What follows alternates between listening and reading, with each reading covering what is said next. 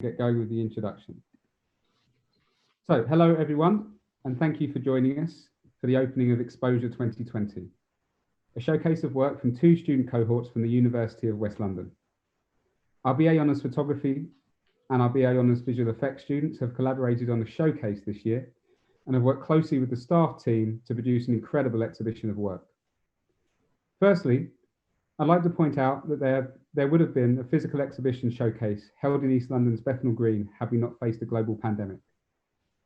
Both courses consider the process of showcase and networking as vital, so they wanted to explore ways in which they could provide an interactive experience within lockdown. My name's David Thomas, and I'm one of the organisers of ArtsFest 2020. I'd like to introduce you to your host panel for today. We have with us Joe Lusmore, our Head of Communications, who will be facilitating this Zoom premiere. And most importantly, the staff and student groups from the two courses exhibiting today. I'm pleased to introduce Peter Bennett, Course Leader for BA Honours Photography, and Angus Luscombe, Course Leader for BA Honours Visual Effects. Both Peter and Angus will be your exhibition curators, navigating you around the gallery and speaking directly to the students about their work. We'll be providing insight into the virtual gallery and the Exposure 2020 website. These are both fantastic platforms that celebrate our students' achievements.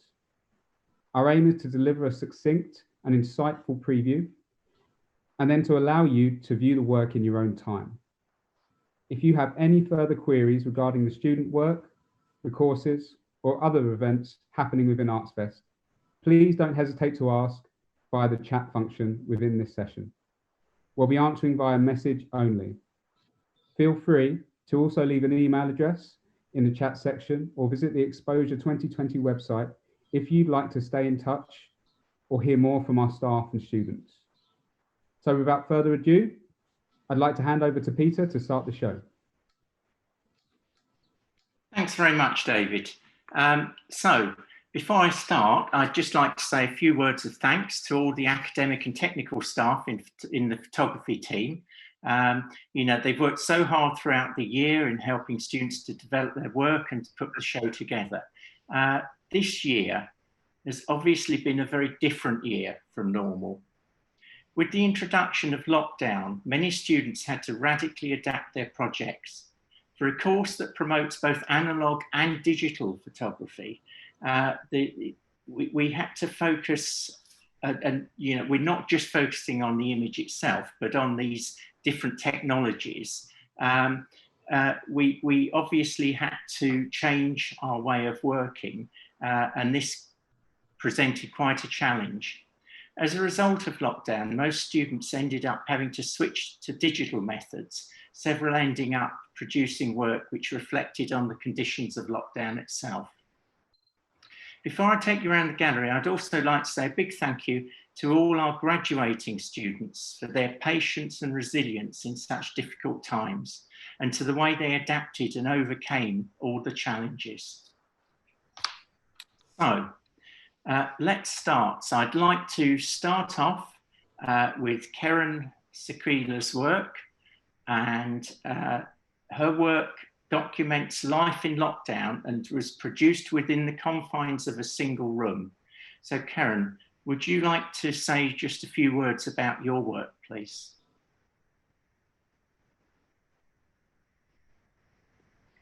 Yes, thanks, Peter. Hi, everyone. I'm Karen. My family was shielding, and that means being indoors 24/7. We haven't been outside since March, and we live on the ground floor of a 2-bedroom flat. At first, I was going to photograph around the flat, but didn't think of it as imaginative. And so instead, I restricted myself to my room, which is shared with my teenage brother. There's nothing aesthetically pleasing about the setting, and it's not perfect because it's our home. So I thought it would be interesting to photograph my brother and myself in this space and how we're dealing with isolation. We've shared this room for almost 16 years now, but I've never dreamt of photographing it all myself. I'm usually more comfortable behind the camera. The whole project has been quite challenging for both my brother and I to see what I could come up with within the space. Thank you. Thank you very much, Karen. Excellent. So now moving on to Katie Welshman, and her work looks at the idea of loneliness and focuses on her brother's journey, her brother's journey through the difficulties of lockdown. So Katie, would you like to say a few words, please, about your work? Yes, hi everyone, I'm Katie. So initially my project was about loneliness and alienation in the city, particularly in London, as I wanted to represent how lonely of a city it can be. But obviously because of coronavirus, this had to change. So I adapted it to loneliness from home, which obviously was quite fitting under the circumstances. But it ended up being more about my brother. My brother has Asperger's, so loneliness is something that he's kind of dealt with his whole life. So it actually seemed quite fitting. And throughout this time, I became really inspired by the photographer Philip Lorcati-Korsha, who he actually has quite theatrical staged photographs where he focuses mainly at night time. So this was actually quite out of my comfort zone, as I prefer to usually shoot with film, and I don't shoot at night usually. So yeah, this was something I had to adapt to. Thank you. Thank you very much, Katie. And again, moving on. And next we have Marta Wozniak. And Marta moved back to her family home in Poland at the start of the pandemic and produced work which allowed her to reflect on her life at home, back at home. So Marta, would you like to say a few words, please? Yeah, hi everyone, good evening. I'm Marta, and as Peter said, I'm from Poland. And my project focused on my family, being more specific, is about my parents. And it's kind of a documentation of the way they live, what they do for a living, and just the normal daily basic stuff that we usually do around the house. And it is a very special project for me because of the coronavirus, I could see that many families had to change their daily life. They had to adjust to lots of stuff. And because of that, because my family lives on we have a farm and all of that, we have lots of space for us. So our life was still normal, and our life was still the same as it was used to be before. And my parents did the same things as they used to do before. And they would work as hard as they did before, and the same way. And it was very, very special for me to photograph them finally, because they were always scared of camera, and also because, you know, it showed me different perspective on their lives and how special it is to have this kind of life. And hopefully you will see the same as I do. So people working hard, but at the same time being very grateful for every single day they have. And yeah, that's it. Thank you. Thank you very much, Marta. I'd just like to point out at this stage how international we are at University of West London. So Marta there was speaking from Poland. And next we're going to, you'll find out that we're even more international than this, but I'll let you know about that in a minute. We're now going to go to Dubai, where we have Pooja, Pooja Bhatia. I'd just like to point out that Pooja is really highly international, as you'll be finding out in a moment. So Pooja is going to join us from Dubai, and her work was produced using video calls, featuring a collection of portraits of people from a variety of different countries around the whole world, as you'll be seeing shortly. So Pooja, would you just like to say a few words, please, from Dubai? Thank you, Peter. Hi everyone, good evening. My name is Pooja. Miles Away is a series that was made in this quarantine period. The collaborations were mostly playful, with friends dressing up and reproposing different parts of their homes as a backdrop. The settings were chosen as a place where the sitter could be calm in the era of this global pandemic that we're currently going through.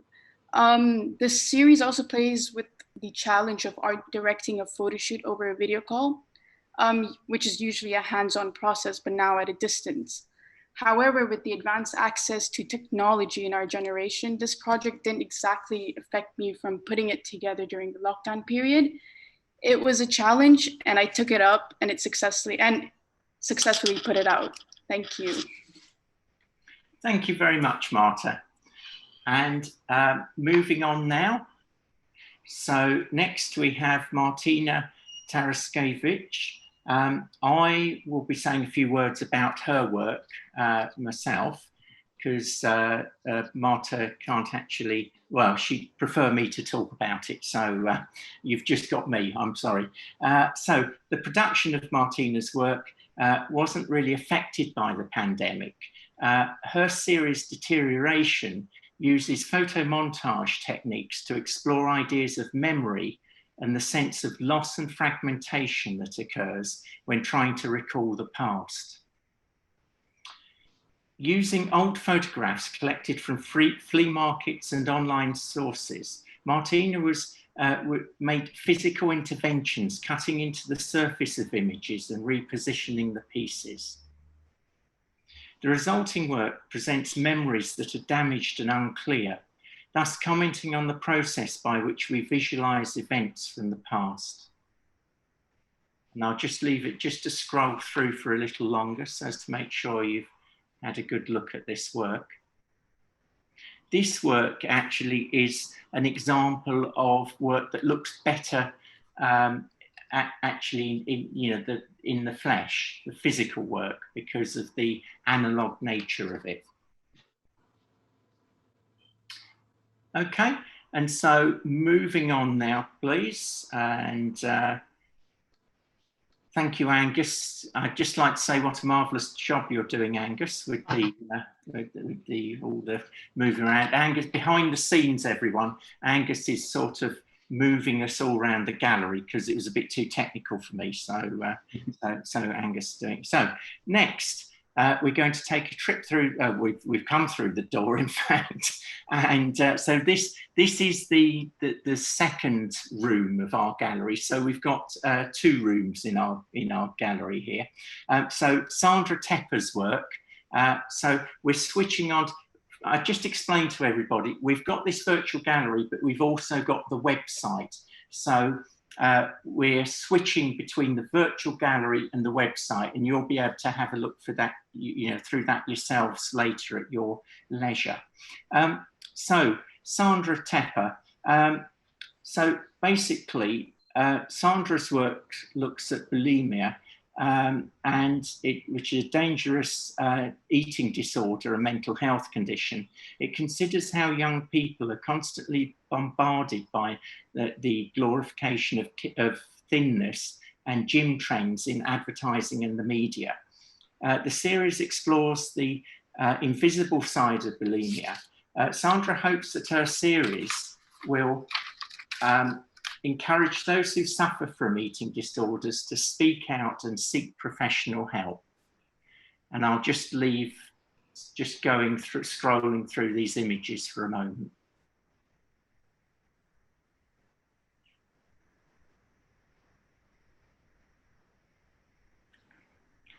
Okay, Angus, so we're coming off the website again and back into our virtual environment. So next we have Ashna Gupta's work, Silent Screams. And this work focuses on her interest in horror movies. Firstly, it's amazing how Ashna managed to make her house look so scary for this project. It was a real challenge in lockdown, having such limited access to locations and having to find ways of working with what you literally have on your own doorstep. Ashna wanted to evoke a sense of the uncanny by recreating scenarios that occur in horror movies. She used makeshift lighting and props to transform her house and recreate the suspense and drama that you feel while watching these films. Can I say that, I saw the early pictures for this project, and Ashna really doesn't have a scary house, so it had to be dramatically transformed, but that's what photography can do. Okay, so moving on, thank you, Angus. And now we have Isabella Farrow. And so Isabella's work documents Portobello Market and was taken over an extended period of time, going back again and again to photograph the different stalls. So Isabella, would you like to say a few words about your work, please? Yes, thank you, Peter. Hi, everyone. My name is Isabella. My work explores the idea of preservation. I wanted to freeze in time what these stall owners have been doing all their lives, which is patiently waiting for people to buy their antiques. Throughout the development of my project, I saw them struggle in various occasions because there were days that no one wanted to buy their products. And after talking today and observing, the majority were young generations that are not interested in that kind of stuff anymore. Seeing this made me realize that the perseverance and patience of the people that run an antique market is incredible, and that I wanted to capture that and visually preserve it before it was too late. Now that idea of preservation becomes even more important due to the outbreak of coronavirus. And sadly, this market has been affected because of it, and nobody knows what's going to happen. So needless to say, I'm really glad I managed to document this market before the outbreak, because nobody knows what's going to happen next. So thank you very much, Isabella. And now, so moving on from Isabella, we have Hassana Begum. I'm going to speak about her work. So she's the last of the exhibitors from BA Photography. So Hassana's work explores, again, themes of isolation and entrapment due to lockdown. You can see that a number of our students have responded to the lockdown and have produced work which documents these very unique times. So for those who suffer from mental health problems, such feelings can become overwhelming, even on a day-to-day basis. This is a personal project for Hassana because she lost someone very dear to her who suffered from schizoaffective disorder, which is a combination of bipolar and schizophrenia. And she lost them during the 7 weeks of lockdown in the UK. It was clear that the COVID-19 pandemic had an adverse effect on this person, as it has on many other people. So this is a very somber sort of reflection of the pandemic and just thinking about that. So thank you, and I'd now like to move on. So that was all the exhibitors from BA Photography in the show, from University of West London BA Photography. We're now going to move on to look at the work of Deutsche Pop. So Deutsche Pop is a partner organisation of ours who also does the part of our course. They run the third year as a top-up. Third year photography is a top-up, but they are based in Germany and Austria. So our recent, and we've, it's been brilliant working with them recently, because our recent collaborations have enabled us to exhibit Deutsche Pop student work in the UK and our own student work in Germany. And our own student work was exhibited in their German cyberspace, in their equivalent of what we're doing today in a virtual gallery. I won't actually be talking through the work myself, because I wasn't involved in the development, because they're not my students. But I'll give you a chance to look through for yourself.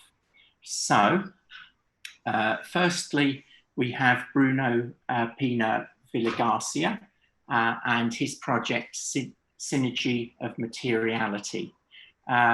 Do note, please, that you can you'll be able to view more of his work from the website link that you'll find to the left. You'll be able to view other student work. I'll go into that in a moment, but the Deutsche Pop isn't on our website. So if we could move on, but it will be on the websites that you'll see looking to the, here we go, and Angus is just pointing them out. Thank you, Angus. So if you want to see the work of Deutsche Pop, go to their individual work websites. So here we have Ghislaine Svarlis and her work about daydreaming. Well, it's a bit more somber than that, but anyway, it's called daydreaming. So and so we have her work there, and then moving on again, we have Marco Dignani and his work, which is called Human Impact. And again, if you want to see more of his work, then you can go to the website here. So I just want to say before I move on, so that's everything we have from photography, but I'm going to move on. We're going to move on to in just a second to the visual effects work. I'd just like to say at the end of the show, Angus is going to be giving you details of how to have a go in this 3D gallery yourself. And you can play about your appear as an avatar in the gallery when you're going yourself. So he's going to tell you a bit about that. And we're also going to give you the link to the website that we've been using. So you'll be able to look at individual student work in much more detail. Because obviously in this virtual environment, it's a little bit different from a physical gallery. So I'd just like to pass you over now to Angus Luscombe, who's course leader for BA Visual Effects, who will be taking you through the visual effects work. Thank you very much. Okay, thank you very much, Peter. First of all, I'd like to thank all the academic and technical staff in the visual effects team who have helped students this year, enabling students through innovative teaching methods to develop their work and create this new format of show. I would like to thank Katie Welshman for the development of the main Exposure 2020 site. And I would like to thank Georgina Hayden for the development of this virtual 3D gallery. I think we can see from the work shown here today that all the students have managed to battle adversity and come through with high quality work, an experience that I believe will have sharpened their ability to deal with obstacles they may face in their future professional careers. Okay. So we're playing the show reels here, and you can see the videos are a little bit jumpy. I'm afraid that's the nature of this 3D space, but we have links so you can watch them play properly in a sort of Vimeo environment. Okay, but the idea is that we're going to look at the student show reels and we're going to get them to say a few words about their work. So I'm going to move over, first of all, to Asha Hunt, and I would like to pass over to Asha to say a few words about her work. So for my project, I wanted to create a compositing shot of an 18th century street at sunset using photos I took in London. I use a variety of nuke skills such as roto, keying, cleanup, grading, and 3D camera projection, as well as using Maya to create the lampposts and barrels you see in the background. I want to start as a roto prep artist, which is why I have tried to include as much prep work as I can in my showreel. Thank you very much, Asha. Okay, so we're going to move around now and we're going to look at Georgina Hayden's work. Okay, Georgina, would you like to say a few words about your work? Yes, hi. I am an aspiring compositor looking to start as a junior compositor and work my way up the industry ladder. My major project was inspired by Jack the Ripper, so I focused on creating a Victorian Whitechapel street. I used nuke in my photography skills using my knowledge of camera work and composition, and I was also able to use my modeling skills within Maya for 3D elements. And back to you, Angus. Thank you very much. Okay, so now we're going to move across and we're going to go over to Sylvia McCoot. Okay, Sylvia, do you want to say a few words about your work?